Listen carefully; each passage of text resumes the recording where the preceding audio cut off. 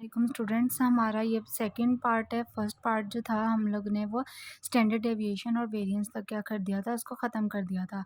अब जो हमारा आज का जो टॉपिक है ना, वो हमने नेक्स्ट फर्दर पढ़ना है। नंबर्स क्या होते हैं? नंबर्स बेसिकली उसको कहते हैं जो डेसिमल नंबर होते हैं ना, पॉइंट्स की फॉर्म में सारे होते हैं, जिसमें ढेर सारे सिंबल्स आ रहे होते हैं, जैसे कि 0 1 2 3 4 5 6 7 8 9 सो ऑन। वैल्यूज़ जो होती है ना, उनको हम कहते हैं डिजिट्स। ठीक है, इन्हीं डिजिट्स को हम लोग रिप्रेजेंट करते हैं कोई भी नंबर से। कंप्लीट जो नंबर होता है ना, या ग्रुप की फॉर्म में या कोई भी फिगर की फॉर्म में हो, तो हम उसको नंबर कहते हैं। नंबर का ही सेकंड नाम है न्यूमेरल। फर्दर हमने टाइप्स पढ़नी है। नेचुरल नंबर उसको कहते हैं जिसमें सारे जो होते हैं ना, 1 नंबर से लेके 100 ऑन वैल्यूज़ तक जा रही होती हैं। लेकिन जो होल नंबर उसको कहते हैं जिसमें हमारे पास 0 से स्टार्ट होगा हमेशा। नेचुरल नंबर हमेशा 1 से स्टार्ट होगा, जो होल नंबर होते हैं हमेशा वो 0 से स्टार्ट होते हैं। ये सिंपल सी डेफिनेशंस हैं। अब उसके बाद हम लोग ने पढ़ना है इंटीजर किसको कहते हैं। इंटीजर उसको कहते हैं, इसको डिनोट सबसे पहले हम जी से करते हैं। इसमें हमारे पास ना कम्प्लीटली होल नंबर भी आते हैं और नेगेटिव वैल्यूज़ भी आती हैं। ठीक है, जो होल नंबर वो है जो हमने पहले पढ़ा है कि जो 0 से स्टार्ट होगा उसको हम लोग कहेंगे होल नंबर। ठीक है, तो इंटीजर में हम लोग क्या कहेंगे, सारी पॉजिटिव वैल्यू भी आएंगी और सारी नेगेटिव वैल्यू भी आएंगी और साथ उसमें ज़ीरो भी होगा, तो उसको कहेंगे इंटीजर। फिर इंटीजर की फर्दर टाइप्स आती हैं positive and negative integer. Positive integer उस इंटीजर को कहेंगे जिसमें सारे सेट्स क्या होते हैं कि वो पॉजिटिव में होंगे। नेगेटिव इंटीजर उसको कहेंगे जिसमें सारे के सारे सेट्स क्या होंगे, नेगेटिव में होंगे। आप लोगों ने एक बात याद रखनी है कि जो ज़ीरो होता है ना, उसको हमेशा डिनोटेड करते हैं, याद रखते हैं कि ज़ीरो में ना तो पॉजिटिव आता है साइन, ना तो नेगेटिव साइन आता है। This is important. आगे नॉन इंटीजर किसको कहते हैं? नॉन नेगेटिव इंटीजर और non positive integer. Non negative में क्या होगा, सारे सेट तो होंगे 0 1 2 3, लेकिन उसमें कोई भी साइन क्या होता है, नेगेटिव का नहीं होता। इसी तरह नॉन पॉजिटिव में क्या होगा कि सारे साइन क्या होंगे, वो जो होते हैं ना, कोई भी इसमें पॉजिटिव का साइन नहीं होता। ओके, तो नेक्स्ट हमारे पास इसी तरह ही नंबर्स हैं, even numbers and odd number. Even number उसको कहेंगे जो 2 पे डिवाइड हो जाते हैं, उस तरह के नंबर जो 2 पे डिवाइड हो जाएंगे, 2 4 6 8 and so on. Odd number उसको कहेंगे जो कि अब किसी 2 पे डिवाइड ना होते हों, जैसे कि 3 9 11 19 and so on. Prime numbers उनको कहते हैं कि जो डिवाइड होता है 1 पे और उसका अपना ही कोई नंबर होता है, जैसे 2 अपना नंबर है, 3 अपना नंबर है, 7 अपना नंबर है, 11 अपना नंबर है। ठीक है, इसी से रिलेट हमारे पास क्या आ रहा है, को प्राइम नंबर। को प्राइम नंबर उसको कहते हैं जिसमें जब दो वैल्यूज जब मिलती है ना, पी एंड क्यू। ठीक है, ये दो हमारे पास क्या है, नेचुरल नंबर हैं, तो हम लोग इनको क्या कहेंगे, को प्राइम नंबर मीन्स के जो होता है ना, HCF कहते हैं, हाईएस्ट कॉमन फैक्टर। मीन्स के सारी की सारी जितनी भी वैल्यूज़ होते हैं ना, इसमें 2 होनी चाहिए और इनका अपना ही कोई नेचुरल नंबर हो। जैसे 2 3 ये 2 हैं, एक को P कंसीडर कर लो आप, एक को 2 कंसीडर कर लो। ठीक है, इसी तरह कंपोसाइट नंबर उनको कहते हैं जिसमें कोई भी प्राइम नंबर ना हो। ठीक है, उसको हम लोग क्या कहते हैं, this is called a composite number. मतलब कि वो किसी भी 1 पे डिवाइड ना होते हों। प्राइम नंबर 1 पे डिवाइड होते हैं, ये किसी भी 1 पे डिवाइड ना होते हों, इसको हम कहते हैं कंपोसाइट नंबर। आगे हमारे पास आता है रैशनल नंबर क्या होते हैं और इरेशनल नंबर। रैशनल नंबर हम उनको कहते हैं कि जिसमें हमारे पास 2 वैल्यू हों, P and Q। P and Q हम लोग कंपोसाइट को प्राइम नंबर के अंदर पढ़ चुके हैं। ठीक है, P एंड Q हमारे पास ये 2 क्या हैं, इंटीजर्स। लेकिन कहते हैं कि P पे अगर वैल्यू 0 की आ जाए तो वो हम कंसिडर कर लेते हैं, लेकिन Q कभी भी जो होता है ना, वो 0 के इक्वल ना हो। ठीक है, तो उसको हम कहते हैं रैशनल नंबर। ये देखो मैंने एग्जांपल्स लिखी हुई हैं, 22/7, 5/3, 0/11। ठीक है, आप एक को क्यू पी कह दो, एक को क्यू कह दो, इसी तरह P Q P Q P Q. ठीक है, आप यहाँ पे देखो पी 0 हो सकता है, लेकिन कोई भी नीचे क्यू जो होता है ना, वो 0 के इक्वल नहीं होगा, तो हम लोग इसको क्या कहेंगे, this is called a rational number. अब इरेशनल नंबर क्या होते हैं, वो नंबर होते हैं जो रिप्रेजेंट करते हैं स्क्वायर रूट। स्क्वायर रूट के अंदर जब हम स्क्वायर रूट की वैल्यू को सॉल्व करते हैं ना, इसमें जो हमारे पास वैल्यूज़ आती है ना, बहुत लेंथी आती हैं। ठीक है, तो हम इसको कहते हैं, this is called a irrational number. मतलब कि इसकी कोई एक स्पेसिफिक नंबर नहीं है। जैसे ये तो हमें पता चल रहा है 22, this is the simple number, लेकिन इसकी जब हम सॉल्व करते हैं ना स्क्वायर रूट के बाद, तो इतनी कॉम्प्लिकेटेड वैल्यू, इतनी मुश्किल सी आ जाती है और लंबी वैल्यू होती है। ठीक है, तो हम इसको कह रहे हैं इरेशनल नंबर के इसका कोई आखिरी पॉइंट नहीं होता। टर्मिनेट की बात आ रही है तो यहाँ पे कहेंगे वैल्यू सो ऑन चल रही है, लंबी है, इसका कोई टर्मिनेटिंग पॉइंट नहीं आ रहा। इसी तरह ये हर वैल्यू को हम करके देखेंगे। अगर हम पाई की वैल्यू देखें, पाई की हम अगर इसका स्क्वायर रूट लें तो 22/7 होता है ना, ठीक है। तो ये हमारे पास क्या था, इरेशनल नंबर। अब आगे हमने पढ़नी है प्रॉपर्टीज़ ऑफ ज़ीरो की। हमेशा ज़ीरो आप लोगों ने याद रखना है, मैंने पहले भी पॉइंट बताया था, ना तो वो पॉजिटिव होता है ना तो वो नेगेटिव होता है। ज़ीरो हमेशा इवन इंटीजर उसको कहते हैं। हमेशा ज़ीरो जो होता है ना लेस देन किसके होता है, +1 के, और ग्रेटर देन किसके होगा, -1 के, ठीक है। उसके बाद कहते हैं हर कोई इंटीजर जो होता है ना, जैसे पी का ही हम लोग लेंगे, क्यू का मैं ऑलरेडी बता चुकी हूँ, Q is not equal to zero. अगर हम इधर देखें, इधर हमने सारा पी को ही देखा है, पी भी प्लस है और माइनस भी पी को ही कह रहे हैं, ठीक है। तो अगर हम पी को प्लस के साथ करें, माइनस के साथ कोई भी वैल्यू लिखें तो हमारे पास आता ही पी है। अगर हम कहते हैं कोई भी प्रोडक्ट लें 2, 3, 4 या इससे भी ज़्यादा जितने भी नंबर्स आ रहे हैं ना, तो हमेशा वो जो ज़ीरो होता है, हमेशा ज़ीरो क्या होता है, उन वैल्यू से क्या होता है, लेस होता है, ठीक है। अब आगे हमारे पास प्रॉपर्टीज़ ऑफ वन की आती हैं। वन हमेशा डिवाइडेबल नंबर होता है कोई भी इंटीजर के साथ, वन इजीली डिवाइड हो जाता है। लेकिन वन हमारे पास क्या है, ऑड नंबर। वन कहते हैं is not the prime number. One prime number क्यों नहीं है, क्योंकि जितने भी प्राइम नंबर्स होते हैं ना, वो हमेशा ग्रेटर देन किसके होते हैं, 1 के। अब उसके बाद कहते हैं वन हमेशा स्मॉलर देन होगा इंटीजर से। कोई भी अगर हमने 2, 3, 4 डाला है ना, उससे क्या होगा, वन हमेशा स्मॉलर होगा। अब हम कोई भी नंबर लेते हैं ना n के साथ, 1/n हमेशा वैल्यू। अब आगे हमारे पास प्रॉपर्टीज़ ऑफ वन की आती हैं। वन हमेशा डिवाइडेबल नंबर होता है कोई भी इंटीजर के साथ, वन इजीली डिवाइड हो जाता है। लेकिन वन हमारे पास क्या है, ऑड नंबर। वन कहते हैं is not the prime number. One prime number क्यों नहीं है, क्योंकि जितने भी प्राइम नंबर्स होते हैं ना, वो हमेशा ग्रेटर देन किसके होते हैं, 1 के।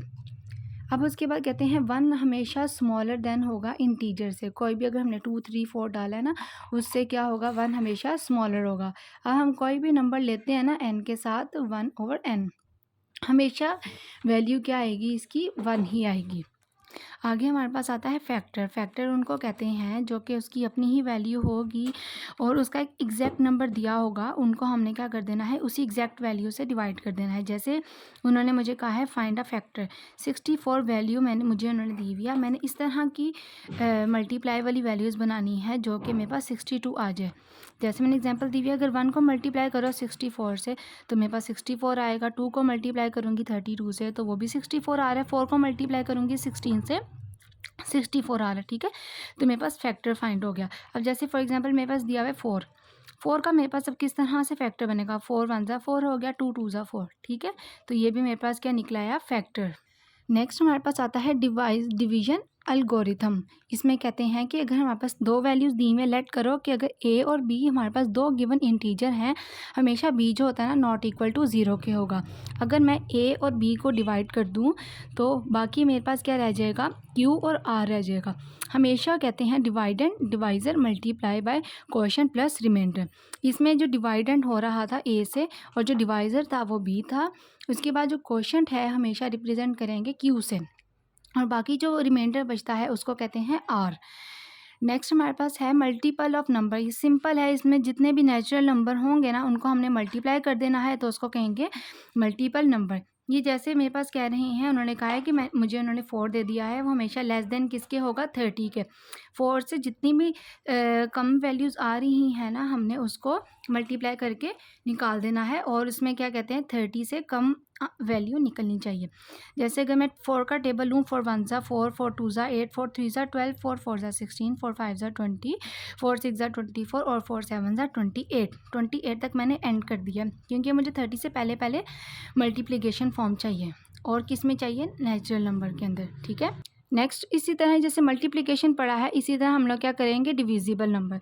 डिविजिबल नंबर उसको कहते हैं कि जो सेकंड नंबर होता है ना, वो अगर डिवाइड ना हो रहा हो और बाकी हमारे पास कोई भी अगर रिमाइंडर रह गया है, इसका मतलब है कि हमारे पास कोई भी बाकी रिमाइंडर नंबर ना रहे, उसको हमने सेकंड नंबर के साथ भी डिवाइड कर देना है। जैसे कि 2 डिवाइडेड बाय 2, ये दो मेरे पास क्या थे, नंबर थे।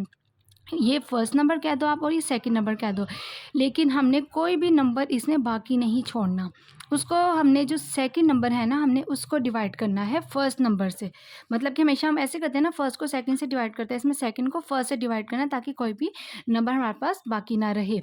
इसमें जैसे है मेरे पास 2 और 14, अगर मैं 14 को डिवाइड कर दूँ 2 से, तो मेरे पास वो एज अ डिविजिबल नंबर आएगा।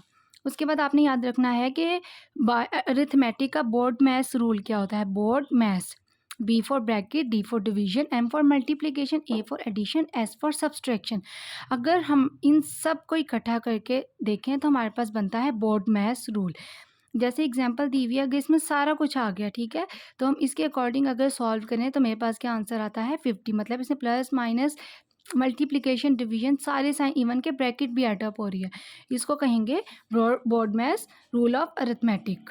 अस्सलाम वालेकुम स्टूडेंट्स, अब हमारा थर्ड पार्ट आता है अरिथमेटिक का ही। अब इस टॉपिक के अंदर है अरिथमेटिक सीक्वेंस क्या होती है। सबसे पहले आप लोगों ने ना ये वाला फॉर्मूला याद रखना है, ये जो मैंने हाईलाइटेड किया हुआ है। ए एन इक्वल होता है A1 plus bracket close n minus 1 bracket close और डी। ठीक है, तो इसमें जो A1 है उसको हमेशा कहेंगे फर्स्ट टर्म, और AN है उसको हम लोग कहते हैं नंबर ऑफ टर्म्स, मतलब कि लास्ट टर्म, और डी हमारे पास क्या आता है डिफरेंस। अब इस क्वेश्चन के अकॉर्डिंग ऊपर हमारे पास क्या दे दिया हुआ है, सीक्वेंस दे दिया हुआ है। ठीक है, तो इस सीक्वेंस के अकॉर्डिंग हमने क्वेश्चन के अंदर वैल्यूज़ को कैसे पुट करना है। ये वाली वैल्यू मेरे पास क्या थी, एन टर्म दी हुई है, और अब हमने देखना है कि इनमें डिफरेंस कैसे आएगा। अगर हम उसको देखें, 4 to 12 के दरमियान में 8 डिफरेंस आ रहा है, 12 to 20 के दरमियान में 8 डिफरेंस आ रहा है, 20 to 28 के दरमियान में 8 डिफरेंस आ रहा है। ठीक है, अब हमने इधर मैंने 8 पता डी की वैल्यू पता चल गई, उधर मैंने 8 पुट कर दिया।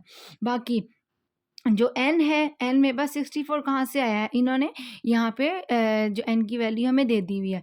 बाकी A1 हमारे पास क्या आ रही है, मैंने हमेशा से कहा है सीक्वेंस के अकॉर्डिंग ये फर्स्ट टर्म होगी, ये वाली मेरे पास क्या आ रही है, अब उसकी वैल्यू हमारे पास क्या थी 64, तो मैंने यहाँ पे पुट कर दिया। बाकी सिर्फ और सिर्फ सिंपल मैंने क्या किया, जहाँ पे मल्टीप्लिकेशन हो रही है उसको मल्टीप्लाई करके प्लस माइनस करके मेरे पास आंसर आ गया 508।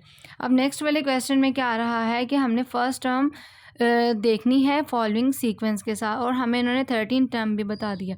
ये सीक्वेंस हमें दिया हुआ है, इसमें से हम लोग देखेंगे फर्स्ट टर्म क्या है, लास्ट टर्म क्या है। फर्स्ट टर्म मेरे पास क्या आ रही है 67 आ रही है, और जो लास्ट टर्म मेरे पास क्या आ रहा है, इसमें मेरे पास जो आ रहा है वो है 88। ठीक है, तो ये देखो AN को ही हम लोग लास्ट टर्म कहते हैं और A1 को कहते हैं फर्स्ट टर्म। इन्होंने फर्स्ट टर्म कहा इसीलिए हम लोग A1 को फर्स्ट पे ले आए हैं।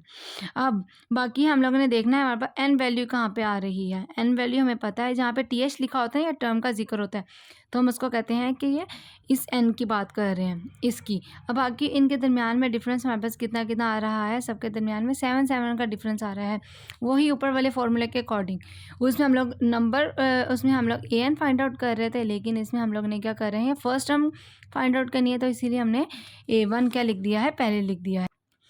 नेक्स्ट हमारे पास थर्ड क्वेश्चन आ रहा है, यहाँ पे हमने ना n फाइंड आउट करना है। सिर्फ और सिर्फ आपकी ट्रिक होनी चाहिए कि जो फर्स्ट फार्मूला है ना वो आप लोगों ने याद रखना है। बाकी अगर हम फर्स्ट टर्म करेंगे तो उसमें A1 पहले आ जाएगा। अब इसी तरह यहाँ पे कह रहे हैं आपने नंबर फाइंड आउट करना है, तो यहाँ पे इसीलिए हमारे पास जो n है ना यहाँ पे आ गया। अब इसी तरह लास्ट क्वेश्चन में कह रहे हैं डिफरेंस फाइंड आउट करेंगे तो हमारे पास D यहाँ पे आ जाएगा। ठीक है, हर क्वेश्चन के अकॉर्डिंग, हर स्टेटमेंट के अकॉर्डिंग फॉर्मूले को उस तरह से अरेंज करना है, और बाकी उस तरह वैल्यू हमने क्या करते जाने, पुट करते जाने। ये मेरे पास सीक्वेंस दिया हुआ है, उन्होंने कह रहे हैं नंबर आपने फाइंड आउट करना है। एन मैंने साइड पे ले आई, बाकी AN last term first term दोनों को लिखा, और D। अब इनके दरमियान में सब में आप लोग देखो कि डिफरेंस कितना आ रहा है, सब में 5 का डिफरेंस आ रहा है। ये वाली मेरे पास क्या हो जाएगी फर्स्ट टर्म, ये वाली मेरे पास क्या है लास्ट टर्म। ठीक है, AN को कहते हैं लास्ट टर्म, तो AN वाली पहले वाली मैंने वैल्यू यहाँ पे लिख दी है, और A1 वाली वैल्यू क्या थी फर्स्ट वाली यहाँ पे लिख दी। दोनों के दरमियान में, हर एक के दरमियान में डिफरेंस कितना आ रहा था 5 का, 5 यहाँ पे लिख दिया, 205 आया। इनकी कटिंग करके मेरे पास आंसर है 42। इसी तरह ही नीचे वाले क्वेश्चन में हम लोगों ने कॉमन डिफरेंस फाइंड आउट करना है। इसमें ये मेरे पास क्या है nth वैल्यू है, ये वाली मेरे पास क्या हो जाएगी फर्स्ट टर्म, एंड ये वाली वैल्यू सेकेंड टर्म। सिर्फ हमने इसमें क्या करना है D फाइंड आउट करना है, ये फॉर्मूले को भी रीअरेंज कर लेना है फर्स्ट वाले फॉर्मूले के अकॉर्डिंग। ठीक है, तो उस क्वेश्चन में पता चलेगा कि कौन कौन सी वैल्यू क्या थी। AN की वैल्यू AN में पुट की, बाकी A1 की वैल्यू उधर पुट करके नंबर ऑफ टर्म हमें ऑलरेडी क्वेश्चन के अंदर बताया हुआ था। ये फॉर्मूले का है N1 सॉरी। अब बाकी हमने कटिंग करके इनको डिवाइड किया, जो मेरे पास आंसर आ रहा है इसका 2। अब हमारे पास नेक्स्ट आता है कि टाइप्स ऑफ अरिथमेटिक फंक्शंस कौन सी होती हैं। 5 टाइप्स होती हैं इनकी। Into function, one one function, injective function, onto को ही सब्जेक्टिव फंक्शन कहते हैं। इसके बाद आ रहा है बायजेक्टिव फंक्शन। इनटू फंक्शन उसको कहेंगे, जैसे आप एक एग्जांपल देखो, ये सारे ए के एलिमेंट्स हैं, ये सारे बी के एलिमेंट्स हैं। इसमें वर्ड हमें पता होना चाहिए मैपिंग। मैपिंग का मतलब होता है कि जो दो मिलके सेट्स बना रहे हैं, सेट सेम होना चाहिए और वो आपस में मिलते हों। ठीक है, यहाँ पे आप सेट की बजाय वर्ड यूज़ करोगे मैपिंग। मैपिंग कह रहे हैं सारी ए की वैल्यू बी से मिलनी चाहिए। लेकिन अब इसमें हम लोग देखेंगे 1 2 से मैप हो रहा है, 2 3 से और 3 4 से। लेकिन यहाँ पे 5 बी की वैल्यू आ गई, लेकिन हमारे पास ए मिसिंग था। अब हम कहेंगे कि जितने भी बी के एलिमेंट्स थे ना, लास्ट वाला कोई भी एक एलिमेंट रह जाएगा जो कि ए से ना मिलता हो, तो हम उसको कहेंगे इनटू फंक्शन। नेक्स्ट हमारे पास आता है one one function. One one function में हमारे पास क्या होगा, जितने भी सेट ऑफ एलिमेंट ए के होंगे वो सारे मैप कर रहे होंगे बी के साथ। ठीक है, 1 2 से मिल रहा है, 2 3 से, 3 4 से, सारे सेट मिल रहे हैं। ठीक है, ए सेट मैप कर रहा है बी से। इंजेक्टिव फंक्शन उसको कहते हैं इनटू फंक्शन और वन वन फंक्शन। इससे पहले हम लोगों ने जो डेफिनेशन पढ़ी है इनटू फंक्शन की, मतलब कि जिसमें सेट नहीं मैप कर रहा था और जिसमें सेट मैप कर रहा है, इन दोनों को मिला के कहेंगे इंजेक्टिव। फिर आ जाएगी ऑन टू को ही सब्जेक्टिव फंक्शन कहते हैं। इसमें वही सारे सेट लिख लो ए के और बी के। अब इसमें क्या कॉन्सेप्ट है कि जितने भी हमारे बी के सेट्स होते हैं ना, वो मिलते हैं ए से। ठीक है, 1 2 3 2 3 3 4 4 5। ठीक है, सारे मिल रहे हैं।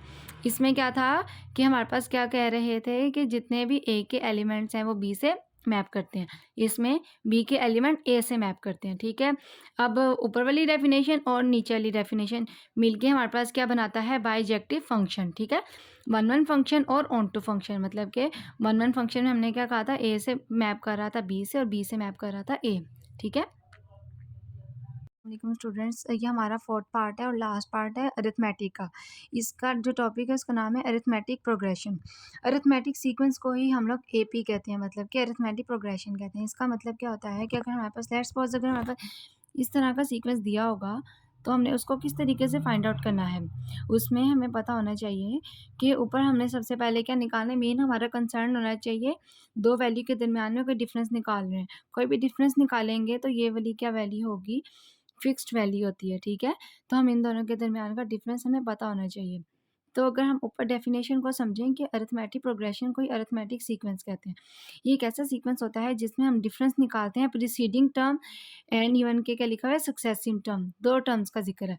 तो इसमें हम देखेंगे सक्सेसिव टर्म उसको कहते हैं जो बाद वाली टर्म आती है, लेकिन प्रीसीडिंग मीन्स के बिफोर टर्म, मतलब कि जो बाद में टर्म आ रही है और जो पहले टर्म है, इन दोनों के दरमियान का हम लोगों ने क्या लेना है, डिफरेंस लेना है। ठीक है, तो इन दोनों के दरमियान का हर एक वैल्यू के दरमियान जो डिफरेंस आता है, उन सब का जो डिफरेंस होता है वो सेम होता है। ठीक है, ऐसा नहीं होगा एक में डिफरेंस 4 आ रहा हो तो एक में क्या आ रहा होगा, 5 आ रहा होगा तो एक में 6 आ रहा होगा। नहीं, सीक्वेंस का मतलब है कि एक सीरीज़ में हमें इन्होंने क्वेश्चन दे दिया है, हमने सबके चीज़ों का सेम डिफरेंस निकालना है। ठीक है, तो इस जो कांस्टेंट जो डिफरेंस निकालते हैं ना सबका, देखो इन्होंने इधर भी बता दी, कॉमन डिफरेंस होता है, सबका सेम होता है, तो हम उसको क्या कहते हैं, अरिथमेटिक प्रोग्रेशन। ये देखो ये फॉर्मूला जो हमने लास्ट में पढ़ा था अरिथमेटिक सीक्वेंस के अंदर, या इस फॉर्मूले को हम कहते हैं जनरल फार्मूला।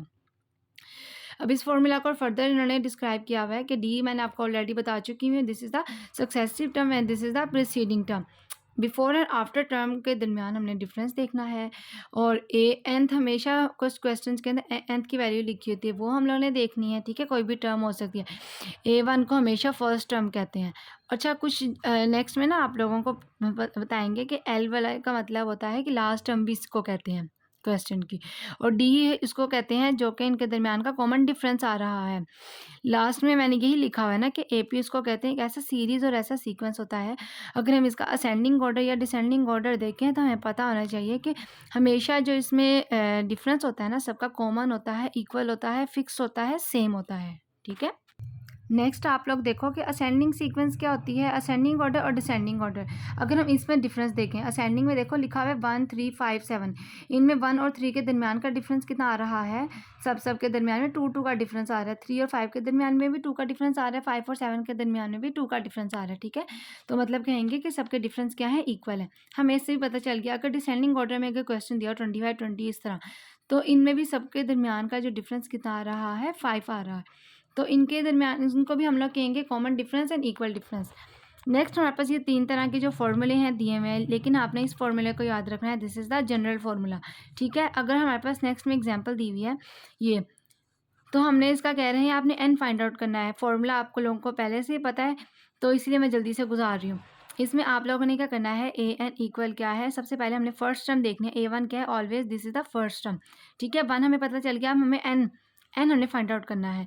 अब इसमें n क्या है, ये भी एक आप लोगों ने याद रखना है कि अगर इस तरह से दिया हो ना क्वेश्चन, जिसमें डॉट डॉट डॉट ना डाला और ना ही उन्होंने आगे कोई भी वैल्यू को एक्सटेंसिव किया हो, सिर्फ इतना ही उन्होंने क्या कर दिया, ख़त्म कर दिया हो। एक आसान सी हमें पता चल गया, तो हमें कितनी टर्म्स है, 1 2 3 4 5। हम इसको खुद कंसीडर कर सकते हैं कि ये वाली हमारे पास कौन सी आ रही है, नंबर ऑफ टर्म 5 है। -1 कर दिया और डिफरेंस इन सब में कितना आ रहा है, 2 2 का। सब वैल्यूज़ पता चल गई, पुट कर दी, तो आंसर क्या हमारे पास आ गया, 9 आ गया। बहुत सिंपल सा है।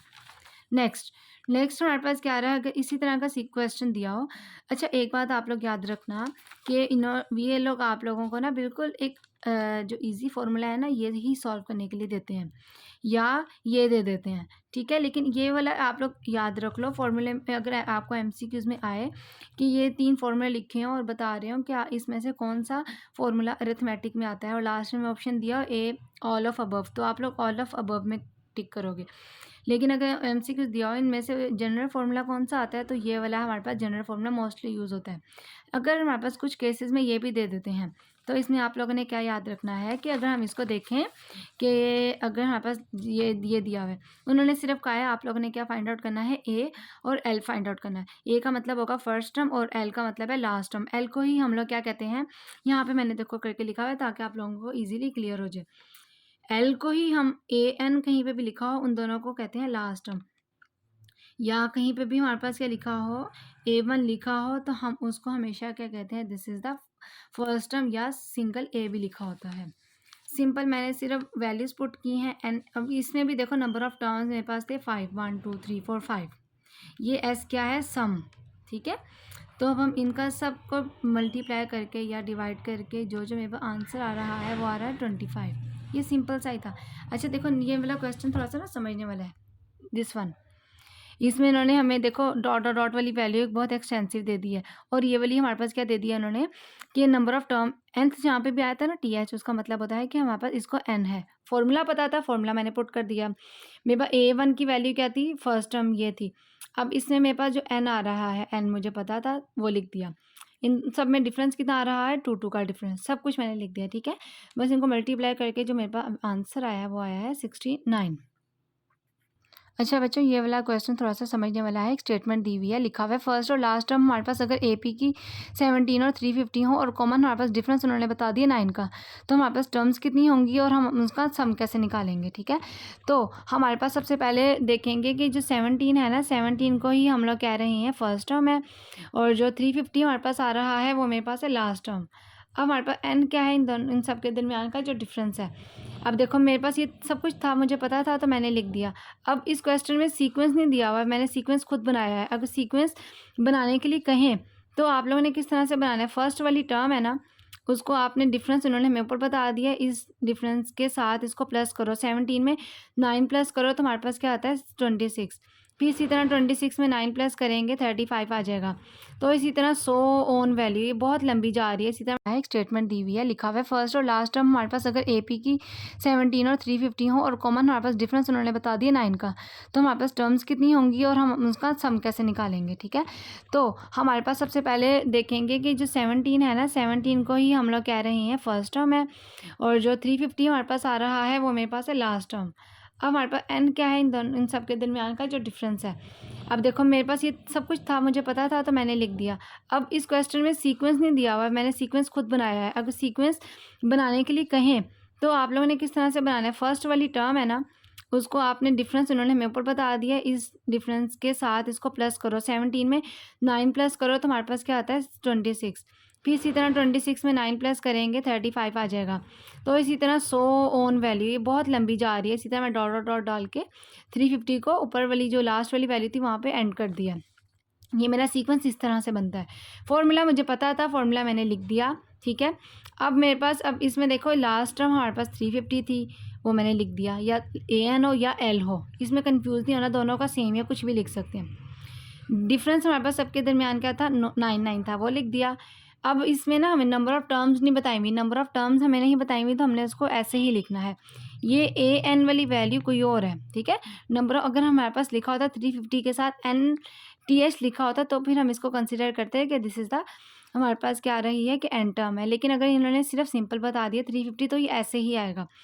तो हम इसको 9 वाली जो डिफरेंस है इसको इससे मल्टीप्लाई कर सकते हैं, 9N और 9 1 9। A1 हमारे पास पता था, फर्स्ट वाली टर्म हमने लिख दी, सिर्फ मैंने इनको प्लस माइनस किया है, ये दोनों को जो मैंने माइनस किया तो मेरे पास 8 आता है। 9 ऐसे ही आ गया, 9N 350 भी ऐसे ही आ गया। अब ये वाली मैंने उधर जाके माइनस कर दी, 350 में से 8 को निकाले 342, 9 ऐसे ही आ रही थी। अब ये मेरे पास N आ रहा है, अब मैंने 9 को उधर जाके डिवाइड किया, मेरे पास आ गया 38। यही जो N है ना, इसी को ही हम लोग कहेंगे सम। दो चीज़ें निकलें, हाउ मेनी टर्म्स हमारे पास टोटल कितनी टर्म्स निकली हैं, ये हमारे पास टर्म एक सीक्वेंस बन गई, और सम करके मेरे पास क्या आंसर आया है 38। यहाँ तक आप लोगों का टॉपिक ख़त्म होता है, हमारे पास जो अरिथमेटिक कंप्लीट टॉपिक था। Thank you students. अब ये हमारा थर्ड पार्ट है, अरिथमेटिक सीक्वेंस क्या होती हैं। अब इसमें हम लोग ने अरिथमेटिक सीक्वेंस के बारे में पढ़ना है। जैसे अगर हमें क्वेश्चन दिया होगा कि फाइंड द 64 टर्म, ठीक है, अगर हमारे पास ये क्वेश्चन दिया हुआ है 64 टर्म है, which of the following sequence, इसको हम कहते हैं सीक्वेंस। तो हमने इस फॉर्मूले के अकॉर्डिंग हमने इसको कैसे सॉल्व करना है। सबसे पहले हम लोग देखेंगे इसमें n मेरे पास क्या है, हमेशा जब TH आता है ना उसका मतलब होता है कि उन्होंने नंबर ऑफ़ टर्म्स हमें ऑलरेडी बता चुके हुए हैं। A1 क्या है हमारे पास इसमें, ये A1 हमेशा कहते हैं स्टार्टिंग वैल्यू को, ठीक है। तो A1 मेरे पास इसमें क्या आ गई, 4 आ गई। अब ये मेरे पास नंबर ऑफ़ टर्म्स हमें उन्होंने बता चुके हुए थे 64, तो 64 मैं इधर भी पुट कर दूँ तो उसमें कोई इशू नहीं। -1 क्या है मेरे पास, क्वेश्चन का है। अब डिफरेंस कैसे देखते हैं, this is called a difference. 8, अब ये 8 कैसे आया है, इन वैल्यूज़ के दरमियान जो डिफरेंस आ रहा है ना, 4 और 12 के दरमियान कितना डिफरेंस आ रहा है, 8 का। 12 और 20 के दरमियान भी 8 का डिफरेंस आ रहा है। इसी तरह 20 टू 28 के दरमियान भी डिफरेंस कितना आ रहा है मेरे पास, 8 का आ रहा है, ठीक है। तो अगर हमारे पास इस तरह का क्वेश्चन आए तो हमने सबसे पहले फॉर्मूले को याद रख के n देखनी है। मेरे पास क्या है, A1 मेरे पास फर्स्ट टर्म आ रही थी और बाकी इनके दरमियान का डिफरेंस आ रहा है। सिंपल मैंने सिर्फ वैल्यूज़ पुट की हैं, इनको मैंने क्या किया है कि 64 में से 1 को माइनस किया, 63 बचा, फिर इनको मल्टीप्लाई करके 504 आ गया।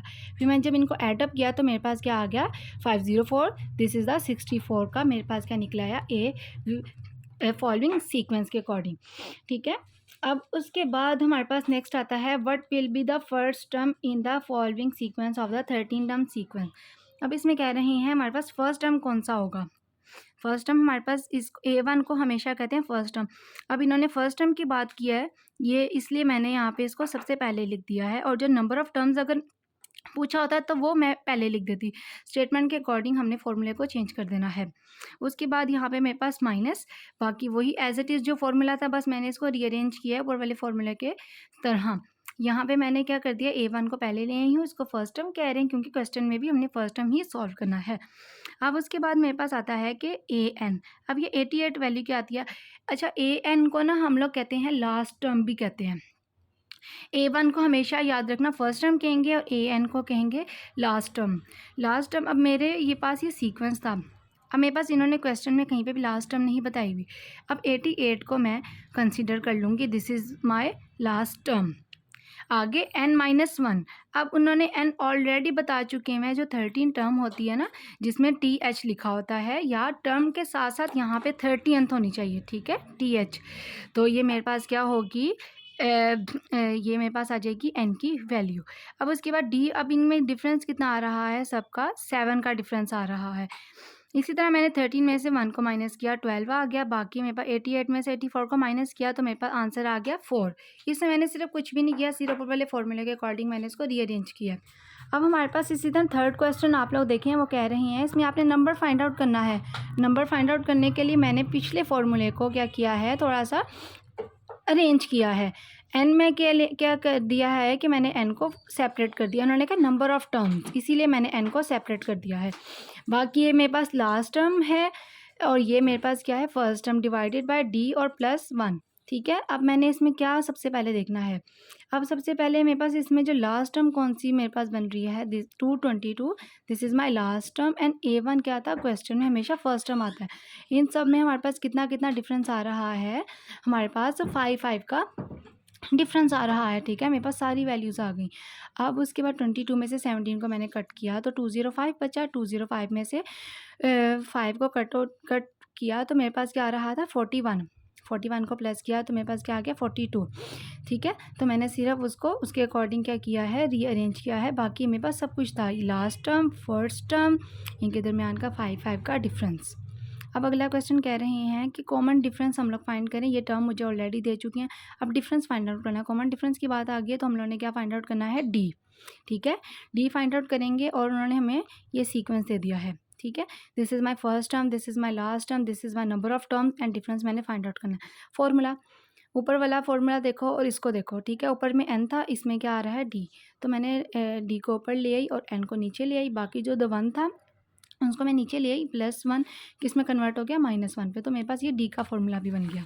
ठीक है, उसके बाद मैंने स्टेटमेंट के according first term last term को ऐड पुट किया और एन की वैल्यू मेरे पास क्वेश्चन में क्या थी, 45 थी। 1 मेरे पास था। उसके बाद मैंने इन सबको माइनस किया, 112 में से 24 को माइनस किया 88 और बाकी दूसरा था 44। तो मेरे पास आंसर क्या आ गया, 2। अब उसके बाद हमारे पास आते हैं टाइप्स ऑफ अरिथमेटिक। कौन कौन से टाइप्स होते हैं, into function, one one function, injective function, onto, surjective function and bijective function. सबसे पहले इनटू फंक्शन उसको कहते हैं कि जो मेरे पास ये एलिमेंट है मेरे पास ए के और बी के, मैपिंग का मतलब होता है जो उसे सेट बना रहा, मैपिंग कहते हैं सेट बनाना। ठीक है, मैपिंग का मतलब है मिलाना, उन चीज़ों को मिलाना जो कि आपस में एक सेट बना रहे हों। तो हम यहाँ पे सेट नहीं वर्ड बोलें,